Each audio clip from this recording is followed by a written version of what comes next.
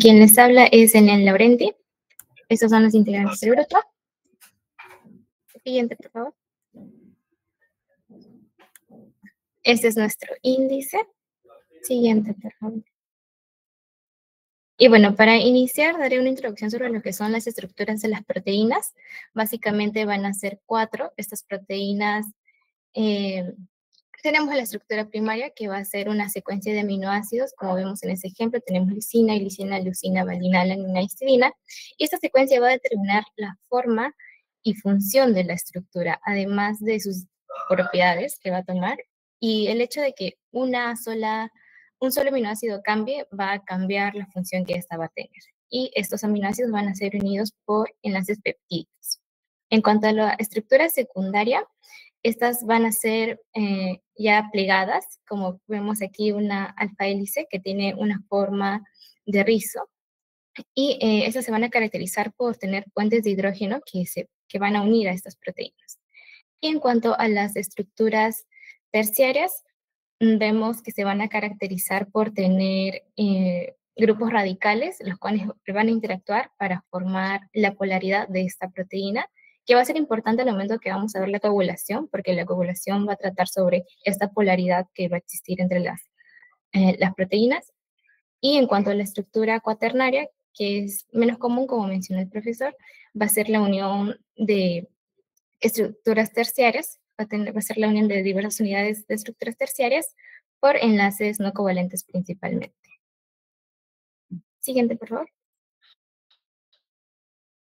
En cuanto a la definición de coagulación, vamos a definirla como la transición de una sustancia de un estado líquido a uno sólido o gelatinoso, formando un coágulo. Ahí, como vemos, vamos a pasar de la leche líquido por diversos factores que vamos a ver más adelante, como la temperatura, la agregación de iones, sales, o incluso enzimas, se va a ir coagulando. Siguiente, por favor. Factores importantes de la coagulación. Siguiente.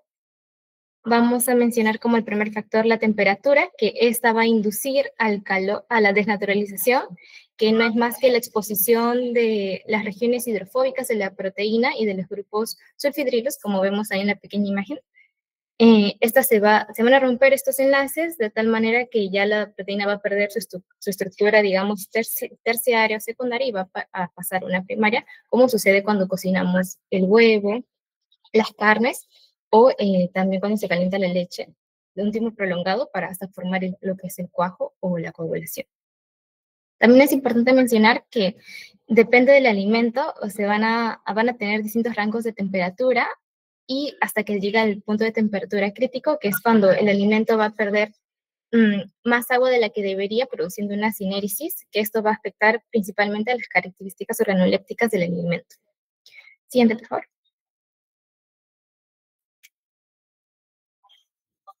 Bien, en cuanto a los otros factores, tenemos que va también a influenciar el pH, los iones y sales y las enzimas, que va a ser un conjunto de todas estas interacciones. El pH va a influenciar en lo que es la máxima coagulación, porque en torno al punto isoeléctrico, mientras más cercano esté al punto isoeléctrico, va a producir una disminución de las fuerzas de repulsión de las proteínas, lo que va a hacer que se junten y formen una malla que va a tener adherida el agua y le produzca esta forma característica que es más densa, más sólida.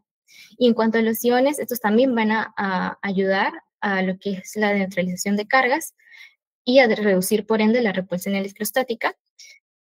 Y esto va a favorecer la formación de puentes iónicos y la agregación y coagulación de las proteínas. De las enzimas también sucede similar a esto. Por ejemplo, un artículo de la revista Foods nos menciona se hizo un análisis de la bebida de soya y se le agregaron 2 compuestos distintos. Uno fue el GDL y otro fue el sulfato de magnesio, para determinar cuál es la biodisponibilidad de estos. Y se determinó que, si bien al momento de agregar estos, el GDL presentó unas características organolépticas más visuales, o sea, más llamativas visualmente, porque se coagula uniformemente, y en cuanto a su porcentaje de proteína también era mayor que el sulfato de magnesio. Al momento de hacer la absorción intestinal simulada, el sulfato de magnesio presentó una absorción intestinal de un 53%, mucho mayor al 34% que había presentado el GDL. Entonces, aquí vamos a determinar que no solamente es cuánta proteína va a tener este producto final, sino cuánto de ella se va a ser absorbida y utilizada por el cuerpo. Y bueno, esto va a ser básicamente mi parte y ahora le paso con mi compañero.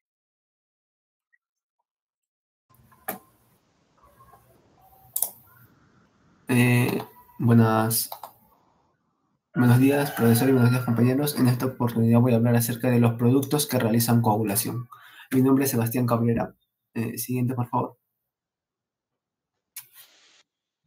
Bueno, como ya mencionó mi compañera, la coagulación es un proceso en donde las proteínas en sí van a cambiar su estructura, es decir, se van a comenzar a desnaturalizar. ¿Y por qué es que este proceso es beneficioso para la producción de los alimentos? Pues con ello se pueden conseguir productos con una mayor derivación. Es decir, de la leche se puede extraer lo que viene a ser el queso, o de las carnes, los embutidos y sus derivados, y en el caso del huevo, pues un proceso de fritura o tortilla que vienen a ser tanto para la alimentación. Algunos mecanismos físico-químicos que pueden aparecer, como ya muy bien mencionó, vienen a ser la desnaturalización de las proteínas, en donde se pierde su estructura nativa, es decir, su estructura terciaria o cuaternaria, que bueno, algunas proteínas tienen. En este caso, hacen que los enlaces débiles se comienzan a desestabilizar, es decir, tanto los enlaces puentes hidrógeno como también los enlaces de interacciones iónicas, para luego generar un proceso de agregación de proteínas, es decir, donde estas proteínas, una vez desnaturalizadas, se busquen como que una unión o una interacción entre sí, para luego generar la formación de una red tridimensional, el cual ya de una forma más mecánica, por así decirlo, va a poder atrapar lo que viene a ser agua, sales y también otros componentes, como vienen a ser enzimas, grasas y, en el caso de la leche, la lactosa. Los factores que influyen, como ya se mencionó, vienen a ser la temperatura, el pH, algunos aditivos como ácidos, sales y enzimas. En el caso de las enzimas, actúa lo que viene a ser la quimosina para la leche. Bueno, para la leche y la formación o elaboración del queso. Luego sigue la concentración de proteínas, ya que a una mayor cantidad de proteínas va a generar que la cantidad de desnaturalización sea aún mayor, para formar así una red con mayor facilidad. Luego sigue la acción mecánica. En este caso vienen a poder observarse los procesos que vienen a ser el batido, como en el caso del huevo, en donde va a generar una espuma que va tipo como que absorber aire, que luego va a ser desnaturalizada por procesos ya como el calor, el azúcar o otros aditivos. Siguiente, por favor.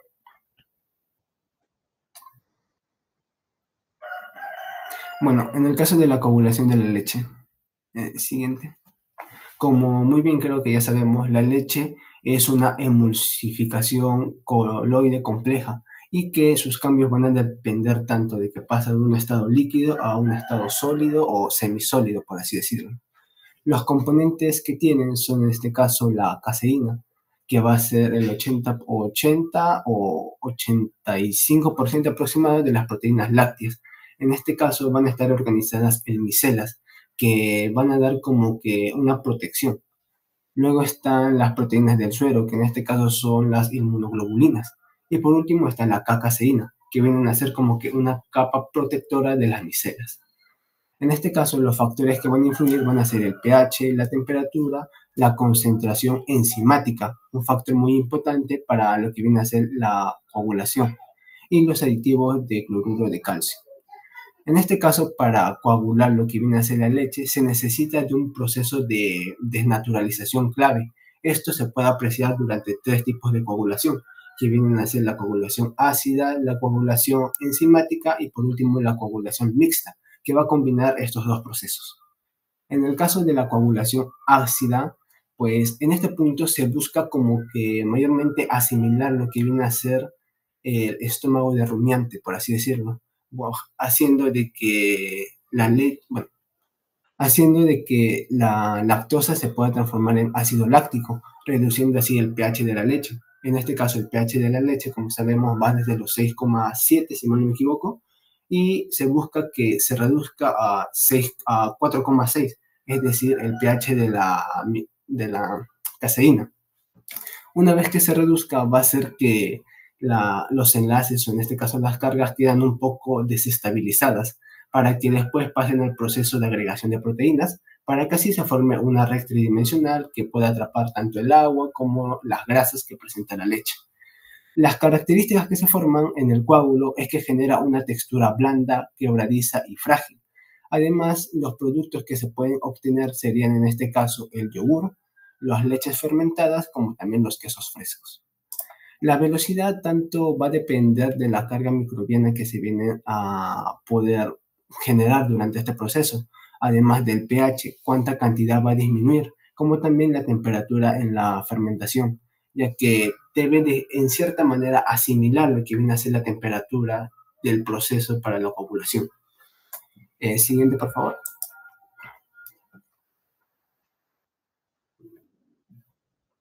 Bueno, en este caso, la coagulación enzimática ocurre gracias a la enzima que viene a ser la quimosina, y el cual de cierta manera va a asimilar lo que viene a ser de una manera más natural, por así decirlo, en donde se busca desestabilizar la caseína, dejando las micelas sin su capa protectora, es decir, sin la camiceína.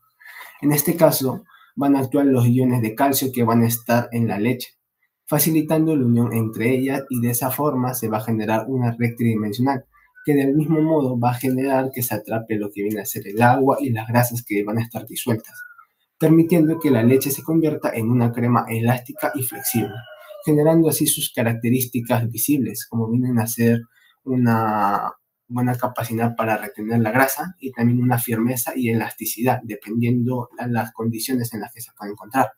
Por eso es que los productos que se pueden obtener serían en este caso el queso parmesano, el queso cheddar y el queso manchego. Bueno, como punto es que la temperatura óptima de coagulación debe ser de 30 a 37 grados centígrados. Esto para también de la misma manera poder ejemplificar lo que sería el proceso de coagulación que se da dentro de la vaca. Luego viene a ser lo que es la coagulación mixta, que viene a combinar tanto la coagulación ácida como la coagulación enzimática. Este proceso en sí va a ser adicional a lo que viene a ser el cuajo o la enzima quimosina, después de agregar lo que viene a ser la leche ya acidificada, tanto por las bacterias lácticas o también por algunos aditivos que se vienen a emplear. En este caso, el ácido láctico va a disminuir, como ya se sabe, el pH a 4,6, para que así la caseína quede más liberada y pueda preferir o pueda estimular mayormente la ruptura de ello, para así formar lo que viene a ser la red tridimensional. En este caso, las características del coágulo es que se va a formar un coágulo firme, elástico y uniforme, con una buena cantidad de retención de grasas y aguas. Los productos que se pueden obtener sería la mayoría de los quesos Edams, también los quesos mozzarella y manchego, mayormente en la industria panadera, por así decirlo, o en la industria pizzera. En este caso, el tiempo de coagulación se debe ajustar según la humedad deseada, es decir, cómo es que se quiere mantener tanto la firmeza del queso y para cuánto tiempo prolongado quiere que este puede durar. Siguiente, por favor. Un punto muy importante es que según el Códex Alimentario, lo que más se prefiere para la industria, o bueno, para la producción de queso, sería la coagulación enzimática, ya que hace como que una estimulación tanto de los procesos que se pueden dar dentro de la vaca para la producción de la enzima quimosina. Y en este caso, durante la industria se busca que se refleje este proceso, para que dé una mayor calidad nutricional a lo que viene a ser la elaboración de la leche. Ahora sí, siguiente, por favor. Bueno, en este caso sigue la coagulación de la carne. Ya, bueno, como sabemos, la carne no tiene las mismas proteínas que tiene, la leche. En este caso, la carne va a conferir de proteínas musculares, proteínas miofibrilares y sarcoplasmáticas, tanto como la actina, la miosina y proteínas del tejido conectivo, como en el caso del colágeno. Y pues se busca transformar de una estructura enrollada y plegada a una estructura un poco más firme. Esto mediante un factor muy importante que viene a ser el calor o la temperatura. En este caso, la carne está compuesta principalmente por agua, una mayor cantidad que viene a ser de 70 a 75% aproximadamente, y de proteínas de 20 a 22%. Ya como las mencionadas, ¿no? Las proteínas miofibrilares, como viene a ser la actina y la miosina, las sarcoplasmáticas, como las mioglobinas, y por último, las del tejido conectivo, como el colágeno. Además de que contiene grasas de 2 a 15%. En este caso, en esta coagulación se busca de que tanto las proteínas contráctiles puedan perder su estructura y se comienzan a desnaturalizar. Esto mediante el factor del calor o la temperatura, ya sea cuando hacemos para las preparaciones alimentarias. Una vez de que éstas se comienzan a desnaturalizar, se confiere a que busquen una mayor alineación, es decir, que se comienzan a unir entre sí para formar una textura un poco más firme. Esto debido a la red tridimensional insoluble, para que así pueda tanto retener el agua y después pueda expulsarla. En este caso, la carne se vuelve más firme, opaca y de un color un poco gris o blancas, en algunos casos, dependiendo de las cocciones que se puedan agregar o también los aditivos, y donde se va a liberar un jugo, dando una textura un poco más firme, ¿no? En este caso, cuando se puede freír o también cuando se puede preparar en algunos momentos, como sería el hervido o el ahumado. ¿Qué factores influyen? En este caso, en la velocidad de calentamiento, ya que esto va a depender qué tanto la textura de la carne se puede ser un factor para que pueda ser comido o digerido. Luego va a estar el pH, el control de la sal, si es que va a cortar o va a agregar lo que viene a ser una textura más estable o pompable, y el tiempo de cocción. Las temperaturas de coagulación en sí van a variar lo que viene a ser para cada proteína. Por ejemplo, en el caso de la miosina, va a ser de 50 a 55 grados centígrados, grados centígrados aproximadamente. Esto ya que con ello va a empezar a que la carne se comience a endurecer. Luego, en el caso del colágeno, que va a ser de unos 56 a 62 grados centígrados, en donde genera como que esa textura gelatinosa de la carne. Luego va a estar en el caso de la actina, que va a ser de unos 65 a unos 75, donde se va a ver un poco más rígida y seca. Y en el caso de la mioglobina, que va a ser desde los 60 a los 65 grados centígrados, en donde va a generar un color, el color característico de las carnes, ya sea un poco gris, marroncita o en algunos casos algo blanco. Y pues la coagulación, tanto en la producción de las carnes, es esencial porque va a definir lo que viene a ser la textura, la jugosidad y la seguridad alimentaria, ya que como sabemos, al ser alimentos de origen animal, pues muchas veces pueden pasar durante el matadero, por así decirlo, pueden pasar por algunos procesos no tan salubres acorde a nuestro nivel de alimentación, ¿no?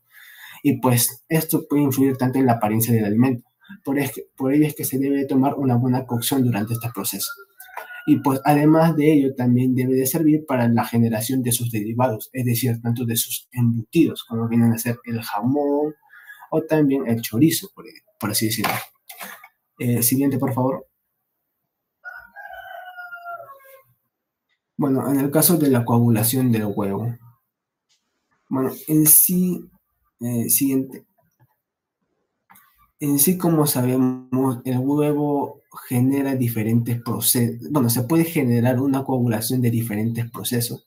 Eso debido a un factor muy importante que viene a ser la agitación mecánica, ya sea por el movimiento o por el batido o también por la agregación de otros aditivos, como en el caso del azúcar o de la sal.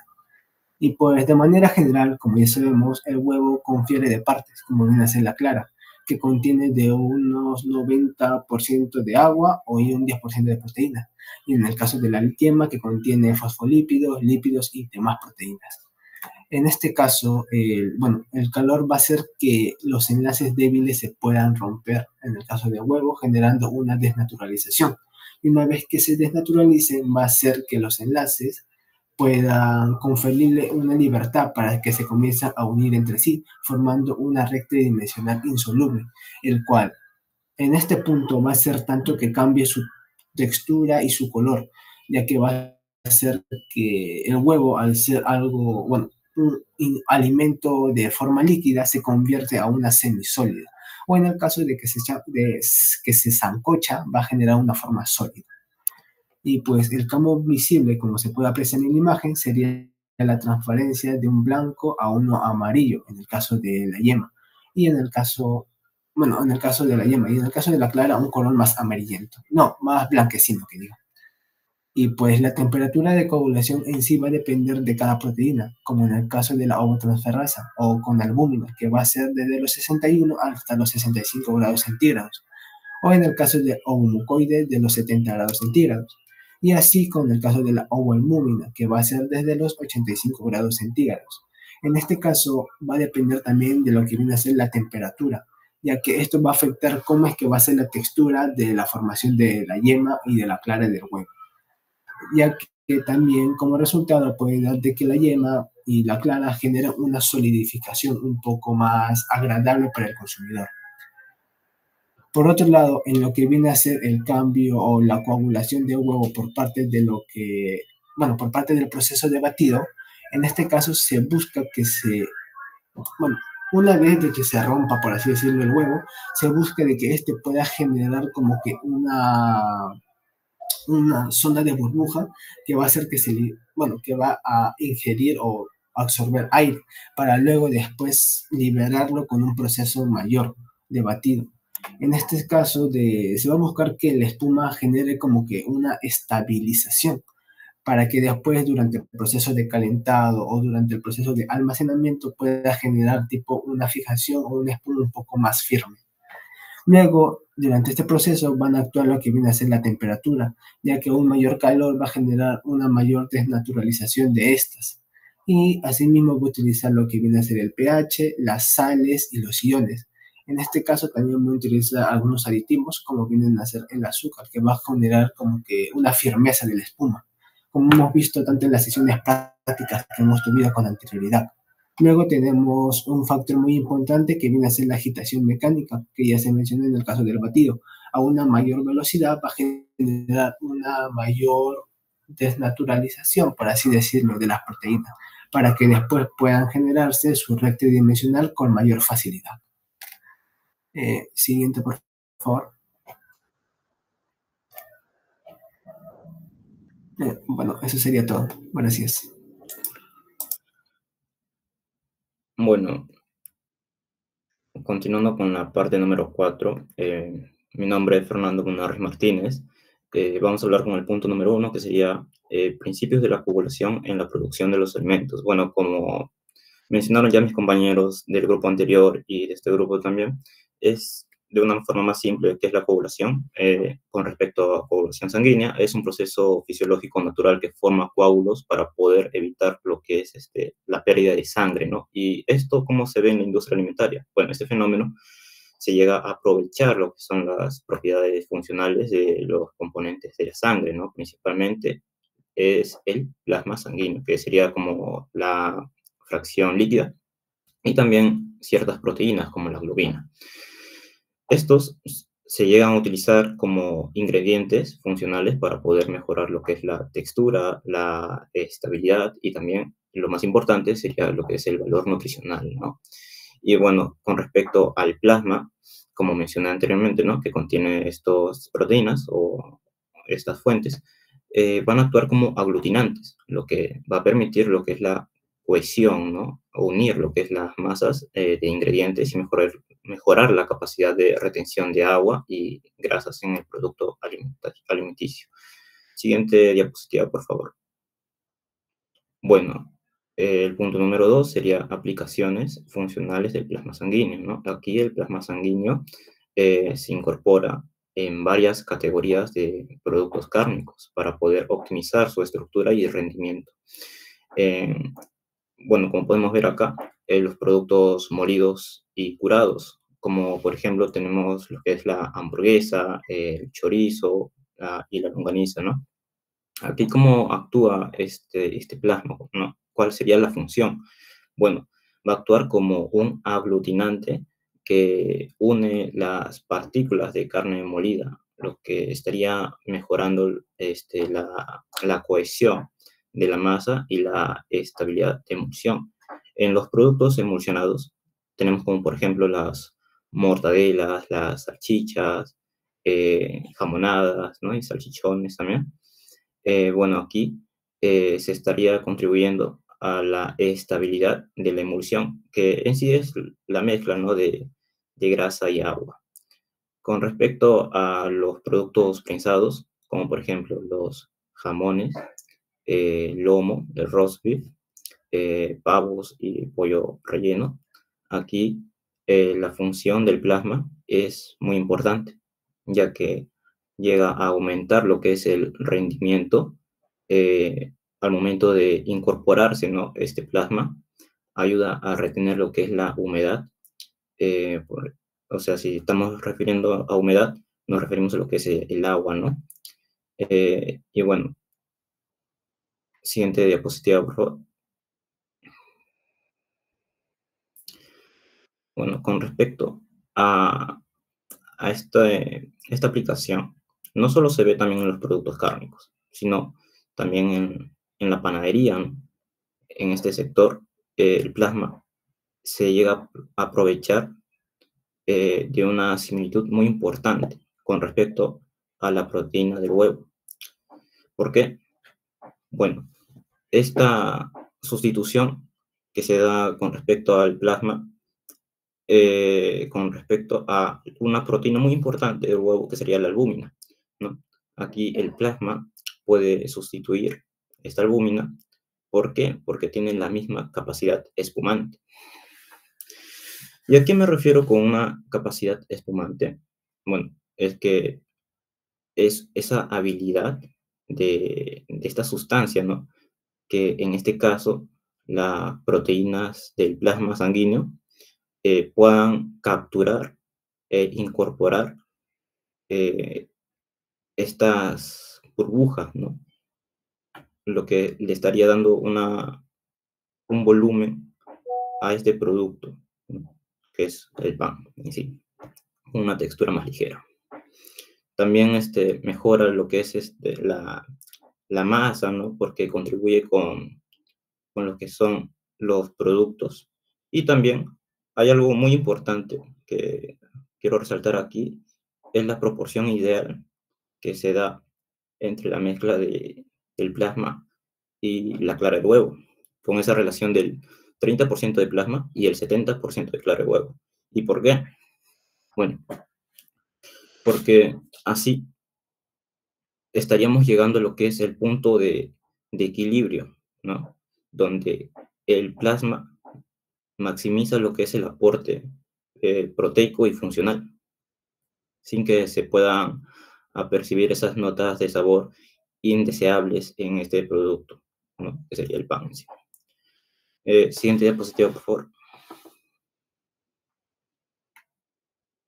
Bueno, tenemos como punto número 3 los beneficios nutricionales y de rendimiento.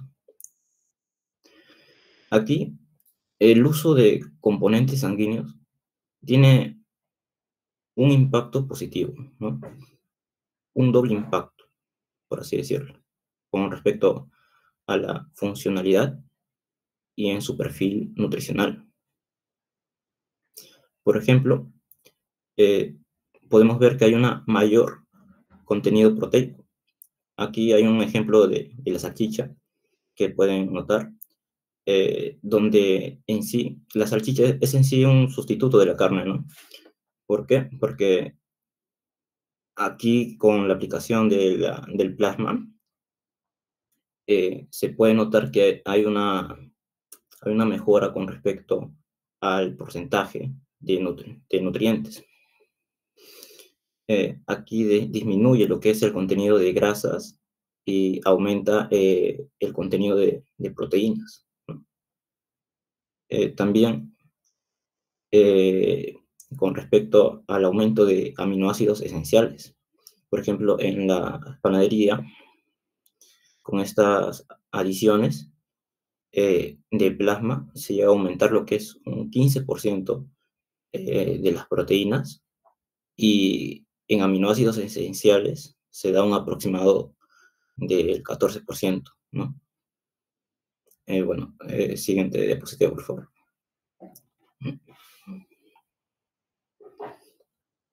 Bueno, como cuarto punto, tenemos los usos tradicionales de la sangre entera. La aplicación más tradicional de esta coagulación sanguínea se da de un uso directo con respecto a la sangrecita, ¿no? Bueno, a la sangre sí. Como por ejemplo estos embutidos tradicionales, lo que conocemos como morcilla, o de relleno, ¿no?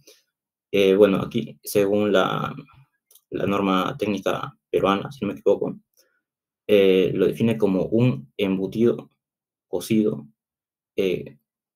cuya masa se constituye a base de sangre, grasas, recortes de vísceras de porcinos y verduras.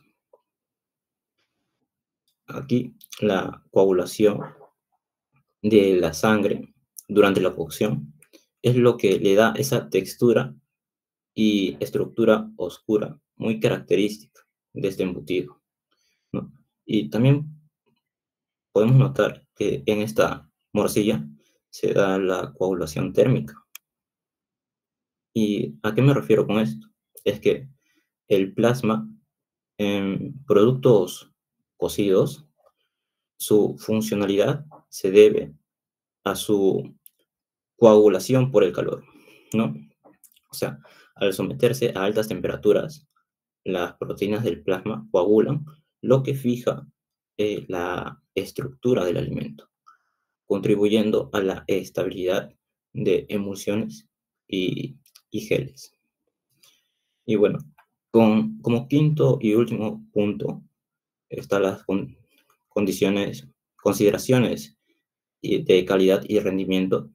Es que podemos notar que es económicamente ventajoso, porque reduce el desperdicio en la industria cárnica, y también que se ha demostrado que al aumentar esta cantidad de plasma en estos productos de embutidos, como el jamón o el lomo ahumado, se produce un aumento en sus nutrientes, ¿no? Y también mejora lo que es la calidad y estructura de este producto final. Y bueno, la coagulación sanguínea en sus propiedades pueden ser una herramienta muy eficaz para poder optimizar lo que es la producción y la rentabilidad. Y bueno, eso sería todo por mi parte. Y doy pase a mi siguiente compañero.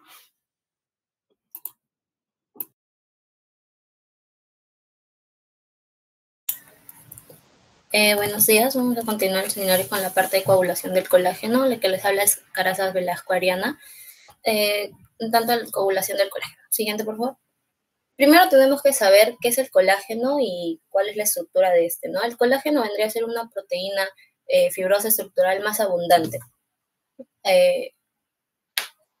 Sí, más abundante, que se encuentra, bueno, que forma parte del tejido conectivo, ¿no? Este colágeno es insoluble en agua, por lo que le da resistencia y firmeza al mismo tejido. Ahora, en el animal representa cerca del 30% de sus proteínas totales, y en el humano proporciona resistencia, firmeza, elasticidad a los diferentes tejidos, ¿no? Por ejemplo, aquí tenemos 5 de las opciones donde más se encuentra, donde mayor cantidad de colágeno está presente, que primero sería el hueso, los tendones, la piel, el cartílago, las arterias, el pelo, las uñas, el cabello, las uñas, entre otros. En cuanto a su estructura, este está constituido por un conjunto de 3 cadenas polipeptídicas, ¿no? Que están agrupadas en una estructura helicoidal, cuya composición de esta estructura es rica en glicina, en prolina y en hidroxiprolina, siendo la glicina el componente más abundante de esto, ¿no? Cerca del alrededor del 30-40%. Siguiente, por favor. Bien, ahora vamos a ver los tipos de colágeno, ¿no? Y es que en la actualidad existen más de 28 tipos de colágeno, pero son 4 los que predominan y consideran fundamentales. El primero vendría a ser el tipo 1, que la ubicación se encuentra en los principales, donde se encuentra mayor cantidad, que es la piel, los huesos, los tendones, los ligamentos, cuya característica es que fundamental para la resistencia, la estructura del tejido conjuntivo, ¿no? Debido a que es el más abundante, cerca del 90% se encuentra presente. El tipo 2 predomina mayormente en los cartílagos, por lo que aporta resistencia y elasticidad de la presión en el tema de las articulaciones. El tipo 3 presente en la piel, las arterias y útero, esto se asocia mayormente también con el tipo 1. Y el tipo 4 presente en las membranas basales, por lo que es esencial para la filtración y el soporte celular. Siguiente, por favor.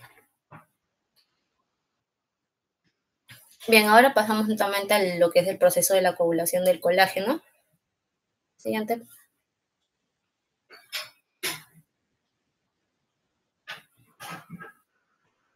Bien, como primer punto tenemos a la desnaturalización, ¿no? Y este va a ser el primer cambio que ocurre en el colágeno, netamente en la estructura del colágeno. ¿Y esto cómo es que sucede, no?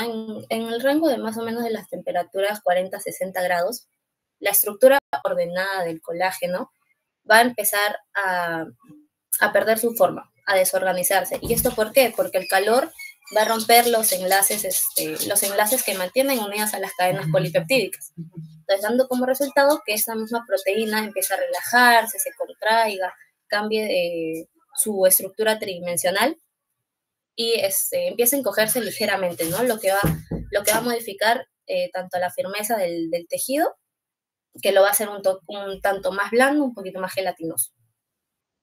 Luego tenemos como segundo punto a la coagulación, que a medida que aumenta la temperatura, aquí ya estamos hablando más o menos de unos rangos de 60 a 80 grados, las moléculas de colágeno que ya se habían desnaturalizado van a empezar a coagularse. ¿Esto qué quiere decir? Que van a unirse de manera desordenada, ¿no? Hay que recordar que en el proceso de la desnaturalización se empezaron a desorganizar por el sometimiento al calor que hubo.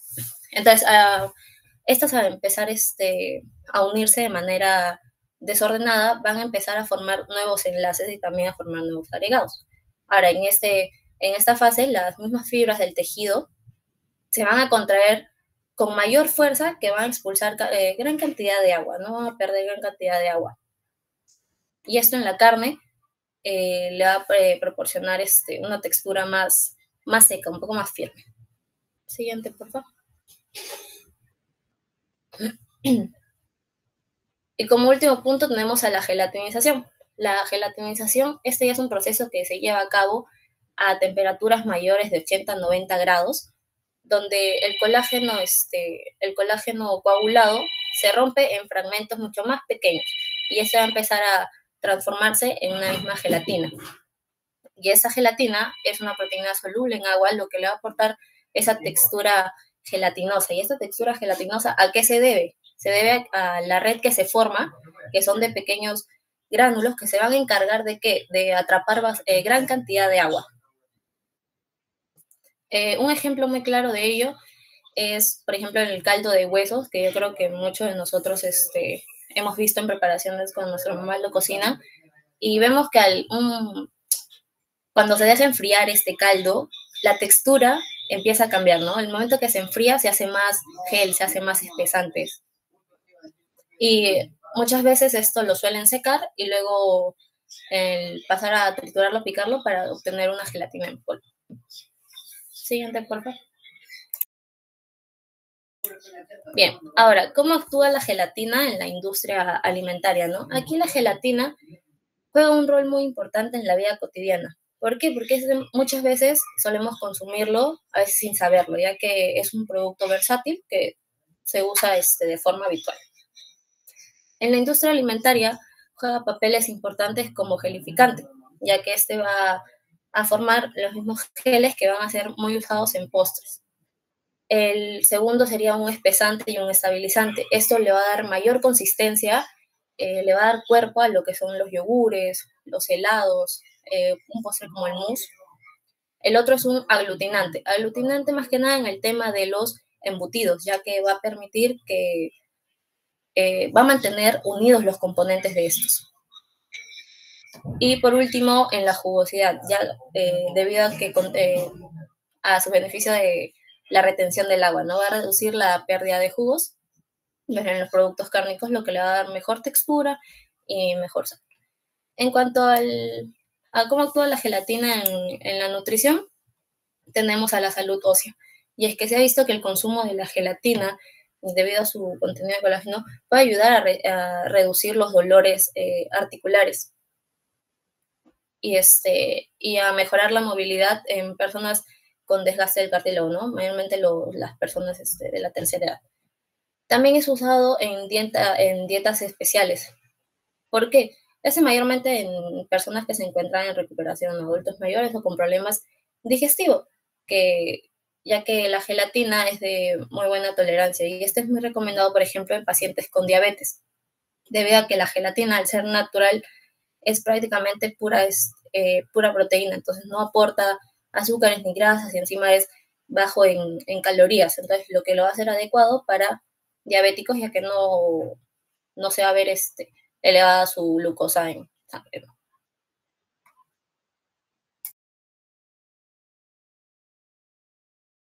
Bien, buenos días, profesor y compañeros. Voy a exponer yo acerca sobre los extensores cárnicos. Bien, primero comenzamos con la definición de los extensores cárnicos, que deriva con su finalidad, ya que extensores entendemos por extender, ¿no? Y eso se refiere al agregar a suministros cárnicos algunas sustancias que estas van bueno, como reducir sus costos porque van a sustituir la parte cárnica que se emplearía principalmente con el objetivo de mantener y preservar la calidad nutricional, ya que estas sustancias agregadas van a ser de origen proteico y de esta forma se van a reducir costos, sobre todo de la materia prima, que en este caso son las carnes, y con esto vamos a llegar a maximizar la proporción alcanzable, ¿no? Y estos extensores pueden modificar algunas propiedades como lo que es la retención del agua, la textura, la palabilidad, la apariencia, y además proporcionan un menor impacto ambiental, ya que al disminuir la huella de carbono, sobre todo con respecto a las industrias cárnicas y la gran carga de gases del efecto invernadero que producen, el agregar extensores va a hacer de que no tengamos al riesgo de deficiencias nutricionales, sobre todo de la parte proteica, ¿no? Y bueno, los criterios acerca de los extensores a comparación con los ligados, con un ligador, ¿no? ¿Qué es lo mismo un extensor que un ligador? Pues no, se distingue por muchas razones. Por ejemplo, sobre su origen. El extensor es de materia de origen proteico, lo que el ligador no es proteico. A cambio que el extensor va a preservar la calidad nutricional por lo mismo de su origen, y el ligador no, ya que este tiende a ligar, sobre todo, como dice su nombre, moléculas de agua. Y además, el extensor tiene un efecto complementario, ya que al ser proteínas por la distinta variedad la principal característica de las proteínas, que es su variabilidad en los grupos de aminoácidos, ¿no? A cambio, el ligador tiene que ser un efecto sustituidor, ya que va a sustituir la parte cárnica. Y aparte del ligador, tenemos que encontrarlo sobre todo con respecto a los almidones, ¿no? Y el extensor tiene distintos orígenes, sobre todo los orígenes, principalmente es el origen animal y vegetal, y del animal va a variar en el origen láctico y como también sobre el monológico, que es sobre todo de los insectos. Y bueno, en el animal encontramos el origen láctico, como mencioné, que están los casinatos de sodio, los coprecipitados, las proteínas del suero, también está el plasma sanguíneo y la piel hidrolizada de cerdo. En los entomológicos encontramos las larvas de tenebrio, los gusanos de seda y los grillos. Y los vegetales, la gran variabilidad que hay, porque encontramos sobre todo en cereales y en leguminosas, uno de los que destaca principalmente por sus propiedades tiende a ser la soya. Ya la podemos encontrar en harina, concentrado, aislado, texturizada, el gluten, maíz, las leguminosas como lo que puede ser el frijol, la arveja, el guisante, los cereales como el trigo, el arroz, la avena, el sorgo, la cebada, la quinoa, la kiwicha, y tubérculos como la yuca, la papa, o subproductos vegetales que pueden ser el bagazo de la manzana, la pulpa de calabaza o la fibra de avena. En funcionales, que son otro grupo distinto del cual serían más para el lado del ligador, que pueden ser aldones modificables, féculas de cereales, gomas vegetales y extensores grasos. Bien, ahora hablamos sobre los extensores de origen animal, sobre todo de los orígenes lácteos, que son los más utilizados en las industrias, y el que se utiliza mucho más son los casinatos, que son la proteína derivada de la soya, que tiene un gran poder emulsificador de la grasa y retener agua, además de que son usadas principalmente para lo que son los embutidos y las pastas, y brinda una blancura, estabilidad y mayor rendimiento, y la incorporación de esta tiende a ser en grasa casinato agua en una proporción de 5,1 o 7,17. Y los coprecipitados, que es el precipitado de la proteína de la leche, que son menos utilizados en la industria por lo mismo de sus propiedades y tienen un gran efecto gelificante y antiespumante, pero depende mucho de la concentración de calcio que va a tener. Por ejemplo, si tiene un calcio bajo, va a tener mejores emulsificaciones y retención más de agua a comparación de que tiene un alcio, pero también va a aportar mayor firmeza y gelificación. Y eso por la misma propiedad del calcio de ser un ion que se va a unir con la proteína, ¿no? Y bien, ahora las proteínas de suero, que es el residual de la coagulación de la leche, y es a través de la evaporación en el que se va a hacer su concentrado de la proteína de suero, y esto se tiende a tener en polvo, ¿no? Y son las proteínas altamente solubles, emulsificantes y formadoras de geles y retentoras de agua.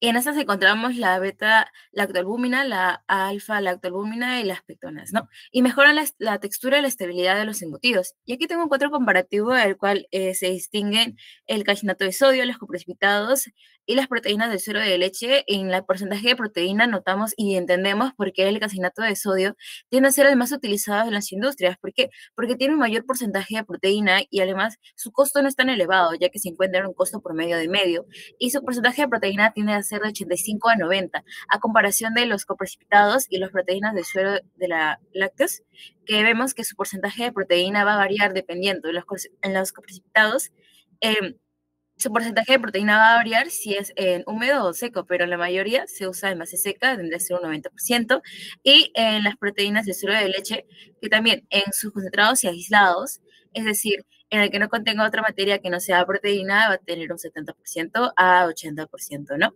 Y eso se podemos encontrar en las siguientes aplicaciones, en la mayoría son muy similares, como son las salchichas, las mortadelas, las hamburguesas, los embutidos, sobre todo, y en algunos casos en las croquetas, ¿no? Y en los coprecipitados son muy pocos difundibles y poco comerciales. De hecho, es el que menos se